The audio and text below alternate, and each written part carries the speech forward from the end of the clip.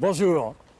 Mon coup de cœur aujourd'hui sous le soleil couchant de Saint-Tropez va bien sûr à une automobile, mais à une automobile pas comme les autres. D'abord, c'est un cabriolet. Et puis, en dépit de ses lignes avant-gardistes et très américaines, elle s'inscrit dans la plus pure tradition de la carrosserie automobile française. Imaginée, dessinée, construite en France, tout près de Langres, en Haute-Marne, par une poignée de passionnés automobiles.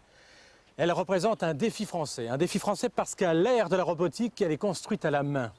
À une époque où l'on parle de plastique, à une époque où l'on parle de matériaux composites, elle est réalisée entièrement en métal. Dans un monde qui sort à peine de la crise économique, elle est un défi en prix au raisonnable. Elle ne sera construite en tout et pour tout qu'à 6 exemplaires. Vous avez devant vous le seul et unique modèle au monde d'Ariatis que nous essayons pour vous aujourd'hui dans Turbo. Gentlemen, let's broaden our minds. Lawrence?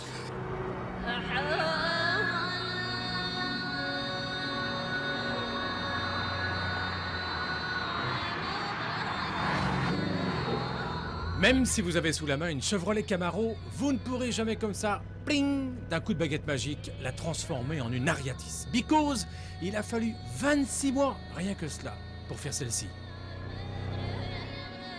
Ariatis, c'est 2 tonnes de délire mécanique. Suspension spéciale, frein carbone, étrier en titane, moteur 8 cylindres en V, 5 litres, base General Motors, bielle, piston, vilebrequin forgé, gestion électronique Sodemo, double turbo, double échangeur RR, boîte automatique 4 rapports, tuyauterie type aviation, puissance 400 chevaux à 4800 tours minute, vitesse maxi 250 km/h. Stop! Non, pas encore stop. J'allais oublier. 5 mètres de long, 2 de large, 21 couches de peinture.